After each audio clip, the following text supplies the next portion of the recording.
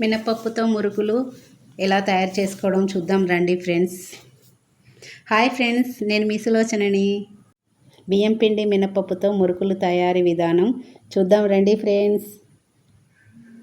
బియ్యం పిండి కేజీ పావు, ఒక చిన్న గిన్నెడు నువ్వులు, గిన్నెడు మినపప్పు నానబెట్టింది, ఓమ, జీలకర్ర, ఎల్లిపాయలు. ఈ ఎల్లిపాయలు జీలకర్ర రెండింటిని స్మూత్ పేస్ట్ లాగా మిక్సీలో గ్రైండ్ చేసుకోవాలి. తర్వాత నానబెట్టిన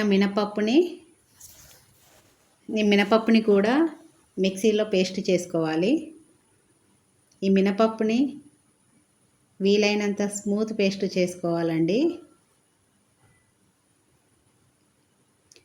కేజీ పావు బియ్యం పిండిలో కాస్తంత ఓమ,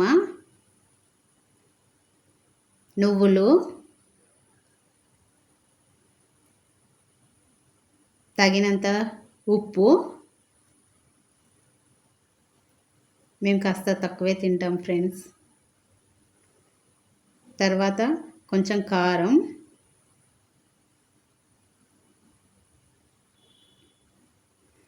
ఇవన్నిటిని పిండిలో ఒకసారి కలపండి.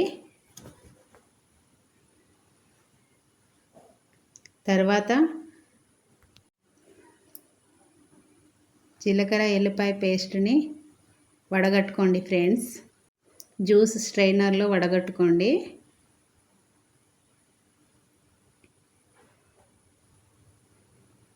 ఆయిల్ వేసుకోండి ఫ్రెండ్స్. ఈ ఆయిల్ ఫస్ట్ వేసుకోవాలి, నేను మర్చిపోయాను. ఆయిల్ వేయడం వల్ల క్రిస్పీనెస్ పెరుగుతుందండి. ఒకసారి ఇవన్నిటిని బాగా కలుపుకోండి ఫ్రెండ్స్. తర్వాత మిక్సీ పట్టిన మినపప్పు పేస్ట్ని కూడా వేయండి ఫ్రెండ్స్. బాగా కలపాలి.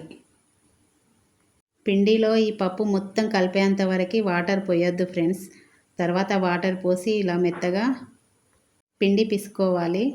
తర్వాత స్టవ్ మీద కడాయి పెట్టి ఆయిల్ పోసుకోండి ఫ్రెండ్స్. తర్వాత ఇలా మురుకుల మిషన్లో పిండి పెట్టి వేడివేడి ఆయిల్లో వేయడమే ఫ్రెండ్స్. మురుకుల్లాగా ఎంతో టేస్టీగా ఉండే ఈ మురుకులు కాలిన తర్వాత గోల్డెన్ బ్రౌన్ కలర్ వచ్చేంత వరకు ఉంచి తీయండి ఫ్రెండ్స్. చాలా క్రిస్పీగా, చాలా టేస్టీగా ఉంటాయి ఫ్రెండ్స్. నేను ఇది 5th టైం చేయడము. మీరందరూ ఒకసారి ట్రై చేయండి ఫ్రెండ్స్. శనగపిండితో ఎక్కువ చాలామంది తినరు కదా శనగపిండితో. ఇలా మినపప్పుతో చేసుకోండి. పిల్లలైనా చిన్న పిల్లలతో సహా అందరు ఇష్టంగా తింటారు. పెద్దవాళ్ళతో సహా అందరు ఇష్టంగా తింటారు. ఒకసారి ట్రై చేయండి ఫ్రెండ్స్. చాలా చాలా చాలా బాగుంటుంది. ఈజీగా అప్పటికప్పుడు చేసుకునే ఈ మినపప్పు మురుకులు చాలా టేస్టీగా, చాలా ఈజీగా చేసుకోవచ్చు. టేస్ట్ ఉంటుంది, ఈజీగా చేసుకోవచ్చండి.